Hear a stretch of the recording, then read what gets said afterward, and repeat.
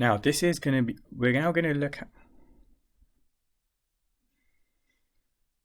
so we're now going to look at side, side, side. This is perhaps the most technical of all of the constructions that we need to do because we don't need a protractor, but we've got some lengths here. So we're actually going to need to use a compass for this.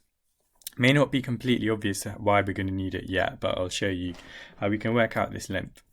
How we can work out these lengths without having to worry about the angles. So the first thing we want to do is draw the 7 centimeter base length. So that's fairly straightforward, the same for all of the constructions that we've done so far. And make sure we label that as well. So it's 7 centimeters. And then we've got a 3 centimeter length that we need to draw here. Now, I could use a ruler and draw 3 centimeters, but I don't know which angle those 3 centimeters, that 3 centimeter length comes from. So we're going to have to be a bit more creative here. And actually, because we don't know the angle, we use a compass. And with a compass, we need to measure out 3 centimeters, which is looking like my compass is already measured out at 3 centimeters. Just a tip about using compasses, or compi, plural, I think. The point on the compass and the point on the pencil, when you close your compass together, they should meet.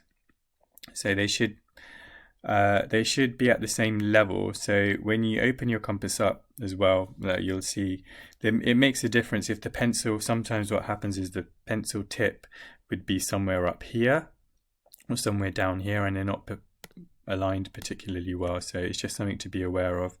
When you close it, make sure the nib of your the tip of your pencil and the pointy bit on the compass are at the same level, practically touching each other. And then you measure out 3 centimeters. And now it's also important that you don't have a compass which is loose. So usually there's a screw somewhere at the top that helps to tighten up the compass. If your loose is just closing up by itself, you're going to have a very bad time drawing triangles.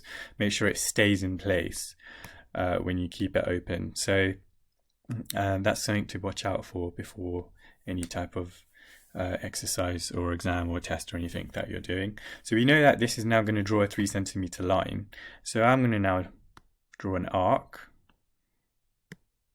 of 3 centimeters. So all of the points along that arc are 3 centimeters from that base point right here. So it's all of these lines, but we just don't know where exactly they're going to meet.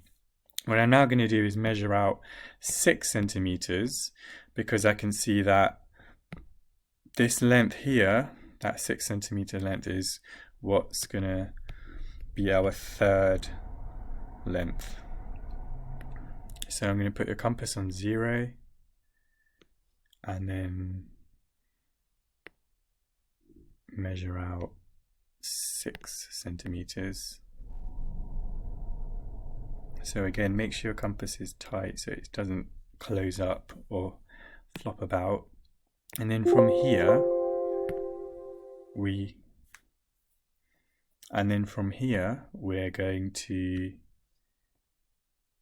draw a 6 centimeter arc, and you can see, not a coincidence that this happens, that the arcs cross over at one point. And now that point where they cross over is very important, because it's the point at which this length is 3 centimeters and this length is 6 centimeters. And that's our constructions. Now the construction lines are really important. We don't want to lose any of these construction lines. Don't rub anything out. Those arcs are beautiful. They're part of the construction. You want to keep them. The examiner loves to see them. So we're going to label this 6 centimeters. And we're going to label this 3 centimeters. We don't need to work out any angles. We don't need to work out any other lengths. That is your construction for side, side, side. So it's not completely obvious, like I said, that why you would use a compass, but now we've figured out why it is a good idea to use a compass and a ruler. You should not be trying to use a ruler to draw that 3 centimeter length and kind of guesstimating where they would meet. Is very, very obvious when you do that, just so you're aware.